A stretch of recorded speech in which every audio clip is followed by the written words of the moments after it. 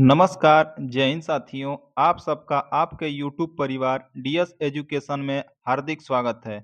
दोस्तों, आज की इस वीडियो में हम लेकर के आए हैं भारतीय न्याय संहिता 2023 यानी बीएनएस 2023 के प्रश्नों को, जो कि पहले भारतीय दंड संहिता 1860 हुआ करता था यानी इंडियन पेनल कोड 1860, जिसको परिवर्तन करके भारतीय न्याय संहिता 2023 बना दिया गया। तो दोस्तों, प्रश्नों को शुरू करने से पहले इसके बारे में थोड़ा सा जान लेते हैं। तो दोस्तों, सबसे पहले तो हम जान लेते हैं कि कैसे भारतीय न्याय संहिता 2023 में आईपीसी यानी भारतीय दंड संहिता 1860 को परिवर्तित कर दिया गया। ठीक है दोस्तों, जैसा कि हम सभी को पता है कि भारतीय दंड संहिता यानी आईपीसी 1860 अंग्रेजों द्वारा बनाया गया था और वो लोग इसको अपने हिसाब से बनाए थे, जिसमें टोटल 511 धाराएं थीं। बहुत से धाराएं ऐसी थी जिसका कोई मतलब नहीं था इस भारतीय दंड संहिता में। इसलिए बहुत लोगों का मांग भी था कि इसमें कुछ परिवर्तन किया जाना चाहिए। इसलिए संसद के दोनों सदन यानी लोकसभा और राज्यसभा में इसको पारित किया गया। फिर राष्ट्रपति महोदय, जो कि वर्तमान में श्रीमती द्रौपदी मुर्मू जी हैं, उनके द्वारा हस्ताक्षर करके इसको 1 जुलाई 2024 को लागू कर दिया गया। तो चलिए दोस्तों, प्रश्नों की तरह बढ़ते हैं और आज का पहला प्रश्न देखते हैं। आज का पहला प्रश्न है, भारतीय न्याय संहिता 2023 की प्रवर्तन तिथि क्या है? आपके विकल्प 4 विकल्प दिए हुए हैं। इसमें से कौन सा विकल्प सही होगा दोस्तों? तो इसमें से ऑप्शन नंबर ए 1 जुलाई 2024 से भारतीय न्याय संहिता 2023 को लागू किया गया। ठीक है? चलिए आगे बढ़ते हैं। अगला प्रश्न है, भारतीय न्याय संहिता 2023 में कुल कितनी धाराएं और अध्याय हैं? तो दोस्तों, भारतीय न्याय संहिता 2023 में कुल 358 धाराएं और 20 अध्याय दिया हुआ है। नेक्स्ट क्वेश्चन है, भारतीय न्याय संहिता 2023 को कब अधिनियमित किया गया था? यानी राष्ट्रपति महोदय द्वारा कब इसको किया गया था? ठीक है, तो दोस्तों यह 25 दिसंबर 2023 को राष्ट्रपति महोदय द्वारा इसको पारित किया गया था। और थोड़ी सी बात जान लेते हैं, लोकसभा जो कि संसद का निम्न सदन होता है, उसमें 20 दिसंबर सन 2023 को इसको पारित किया गया था। उसके बाद निम्न सदन से उच्च सदन, जो कि संसद का जो उच्च सदन होता है, राज्यसभा में इसको 21 दिसंबर 2023 को पारित किया गया था। ठीक है, चलिए अगला प्रश्न देखते हैं। निम्नलिखित में से कौन अपराध के आवश्यक तत्व नहीं है? दोस्तों, इसका जवाब देंगे। इसका सही विकल्प होगा ऑप्शन नंबर डी, जो कि हेतु है। इसका अपराध का आवश्यक तत्व नहीं है। नेक्स्ट क्वेश्चन, अपराध के कितने आवश्यक तत्व होते हैं? दोस्तों, इसको थोड़ा सा जान लेते हैं। अपराध के 4 आवश्यक तत्व होते हैं। पहला मानव, दूसरा आपराधिक मन स्थिति या दुराशय, तीसरा आपराधिक कृत्य, चौथा ऐसे आपराधिक कृत्य से मानव अथवा समाज का क्षति हो। ये अपराध के तत्व होते हैं। चलिए क्वेश्चन नंबर 5 देखते हैं।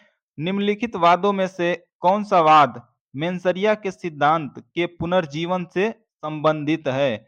आपके 4 विकल्प दिए हुए हैं। चारों विकल्पों में से एक विकल्प सही है। कौन सा विकल्प सही है दोस्तों? आपका ऑप्शन नंबर बी, ब्रेंड बनाम वुड। ये जितने भी प्रश्न है दोस्तों, भारतीय न्याय संहिता 2023 से कोई भी कोई भी आप एग्जाम दीजिए, चाहे वह ग्रुप डी का दीजिए, आरपीएफ का दीजिए, चाहे प्रमोशन एग्जाम दीजिए, चाहे एनी और कोई भी एग्जाम दीजिए, इसमें से आपको प्रश्न 100% आना ही आना है। ठीक है, तो बहुत ध्यान से प्रश्नों को देखिएगा। चलिए अगला प्रश्न है, निम्नलिखित में से कौन अपराध की 4 अवस्थाओं के सही क्रम है? 4 विकल्प दिया हुआ है, इसमें से बताइए। Option number A is the right answer. सबसे पहले जो भी मानव होगा, अपराध करने का जो सही क्रम होता है, सबसे पहले आशय करेगा। आशय होगा उसका अपराध करने का, मन बनाएगा, फिर उसके बाद तैयारी करेगा, ठीक है? तैयारी करेगा, अपराध करने के लिए तैयारी करेगा, फिर उसके बाद प्रयत्न करेगा। तैयारी करने के बाद एक बार कोशिश करेगा अपराध करने का। प्रयत्न करने के बाद जो है उसका परिणाम मिलेगा फिर, ठीक? यह 4 अवस्थाएँ अपराध के होते हैं। अगला प्रश्न है, भारतीय न्याय संहिता 2023 की धारा 1 किससे संबंधित है? दोस्तों इसका सही जवाब होगा ऑप्शन नंबर बी, संहिता के नाम, परावर्तन तथा विस्तार से भारतीय न्याय संहिता 2023 की धारा 1 संबंधित है, ठीक? चलिए अगला प्रश्न देखते हैं। भारत के भीतर किए गए अपराधों का दंड भारतीय न्याय संहिता 2023 की किस धारा में है? भारत के भीतर यदि कोई व्यक्ति भारत के भीतर कोई अपराध करता है तो वह भारतीय न्याय संहिता 2023 की धारा 1 के खंड 3 में परिभाषित किया गया है, ठीक? चलिए अगला प्रश्न है, क्षेत्रातीत प्रवर्तन का प्रावधान भारतीय न्याय संहिता 2023 के किस धारा में है? क्षेत्रातीत प्रवर्तन का प्रावधान। दोस्तों क्षेत्रातीत प्रवर्तन का प्रावधान भारतीय न्याय संहिता के धारा 1 के खंड 5 में दिया गया है। अगला प्रश्न, भारतीय न्याय संहिता 2023 की किस धारा में कार्य शब्द को परिभाषित किया गया है? बहुत ही अच्छा क्वेश्चन है दोस्तों, इसका सही जवाब बताएंगे। चारों विकल्पों में से कौन सा इसका राइट आंसर होगा? भारतीय न्याय संहिता 2023 की किस धारा में कार्य शब्द को परिभाषित किया गया है? तो दोस्तों कार्य शब्द को भारतीय न्याय संहिता की धारा 2 के खंड 1 में ही परिभाषित किया गया है, ठीक? नेक्स्ट क्वेश्चन, भारतीय न्याय संहिता 2023 के किस धारा के अंतर्गत लोप यानी ओमिशन को परिभाषित किया गया है? इसका सही जवाब होगा धारा 2 के खंड 25 में भारतीय न्याय संहिता के लोप को परिभाषित किया गया है। नेक्स्ट क्वेश्चन, भारतीय न्याय संहिता 2023 के किस धारा में जीव जंतु को परिभाषित किया गया है? जीव जंतु को बताएंगे दोस्तों, भारतीय न्याय संहिता यानी बीएनएस 2023 के किस धारा में परिभाषित किया गया है? यह धारा 2 के खंड 2 में ही परिभाषित किया गया है। अगला प्रश्न, भारतीय न्याय संहिता 2023 की धारा 2 के खंड 3 के अनुसार बालक से क्या तात्पर्य है? ठीक है, 4 विकल्प दिए हुए हैं, इनमें से कौन सा दोस्तों बालक से तात्पर्य है? कौन सा विकल्प सही होगा? पहला ऑप्शन है 10 वर्ष से कम आयु का व्यक्ति, या दूसरा विकल्प 18 वर्ष से कम आयु का व्यक्ति, तीसरा 16 वर्ष से कम आयु का व्यक्ति, या चौथा 14 वर्ष से कम आयु का व्यक्ति। कहने का मतलब ये है कि कौन सा जो है इनमें से जो कम एज रहेगा उसको हम बालक कहेंगे, यानी 10 वर्ष से कम आयु के व्यक्ति को बालक कहेंगे, या 18 वर्ष से कम आयु के व्यक्ति को बालक की श्रेणी में रखेंगे, या 16 वर्ष से कम आयु के व्यक्ति को बालक की श्रेणी में आएंगे, या 14 वर्ष की से कम आयु का व्यक्ति बालक के श्रेणी में आएंगे। तो बताइएगा दोस्तों, इसका सही जवाब होगा ऑप्शन नंबर बी, 18 वर्ष से जो भी कम आयु के व्यक्ति होंगे वो बालक से तात्पर्य होंगे, वो बालक की श्रेणी में आएंगे, ठीक? अगला प्रश्न है, भारतीय न्याय संहिता 2023 के किस धारा में दस्तावेज यानी डॉक्यूमेंट्स को परिभाषित किया गया है?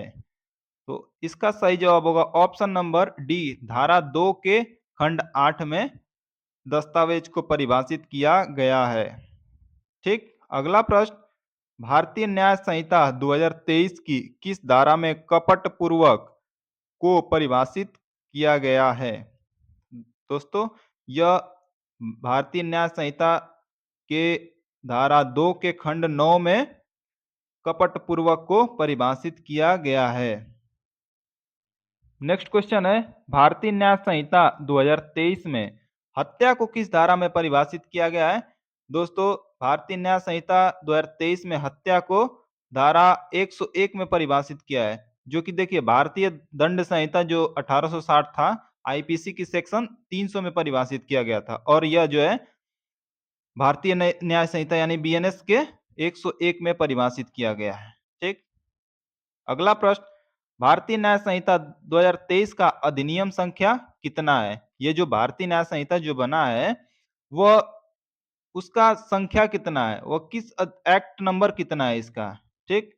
इसका सही जवाब होगा ऑप्शन नंबर डी 45 का 2023 यानी 45/2023। ठीक?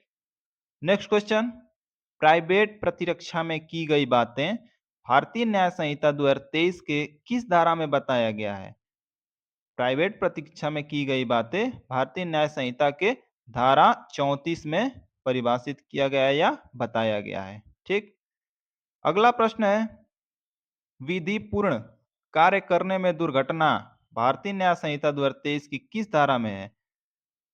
यदि कोई कार्य विधि पूर्ण आप कर रहे हैं, उसमें कोई दुर्घटना हो जाती है, तो वह धारा 18 के अंतर्गत यानी भारतीय बीएनएस 2023 के धारा 18 के अंतर्गत वह बताया गया है। ठीक, नेक्स्ट क्वेश्चन, 7 वर्ष से कम आयु के बालक द्वारा किया गया कार्य अपराध की श्रेणी में नहीं होगा, भारतीय न्याय संहिता 2023 के किस धारा में है?